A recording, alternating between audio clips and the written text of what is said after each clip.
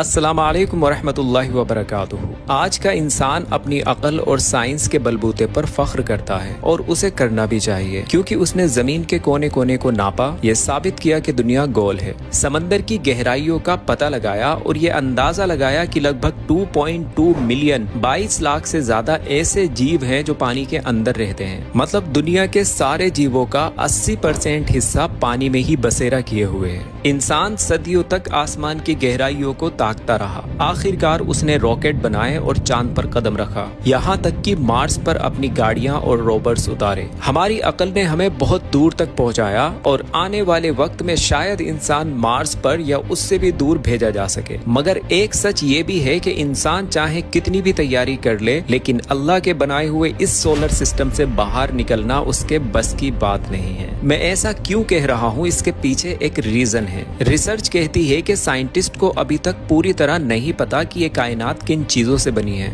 इसमें 95% हिस्सा ऐसी चीजों का है जिसे हम डार्क मैटर और डार्क एनर्जी कहते हैं, जिसे ना हम देख सकते हैं, ना समझ सकते हैं, ना छू सकते हैं। अगर हम ये मान भी लें कि कोई इंसान लाइट की स्पीड से भी सफर करे, जिसे हम सबसे तेज स्पीड मानते हैं, तो उसे हमारे सोलर सिस्टम से बाहर निकलने में लाइट ईयर्स।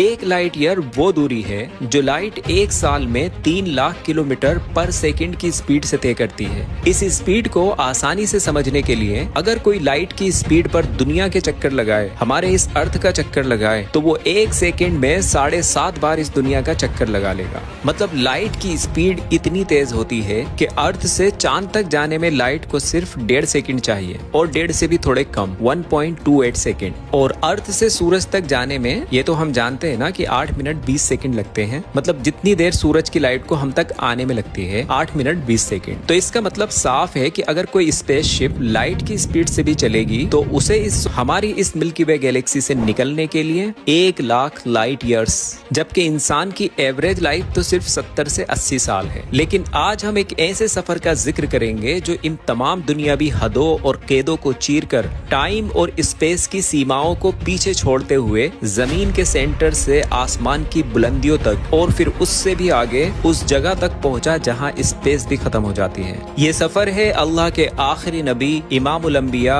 मोहम्मद मुस्तफा सल्लल्लाहु अलैहि वसल्लम का। ये सफर है अल इसरा वल मेराज का, जो कोई ख्वाब नहीं था, कोई स्पिरिचुअल विजन नहीं था, बल्कि ये एक हकीकी यानी फिजिकल सफर था जो आपकी रूह और जिस्म दोनों के साथ हुआ। ये वो वाकया है जो एक मोमिन के ईमान का इम्तिहान है और उसके लिए उसके दिल को सुकून देने का जरिया भी। इस सफर का जिक्र अल्लाह ताला ने अपनी मुकद्दस किताब कुरान करीम में फरमाया है।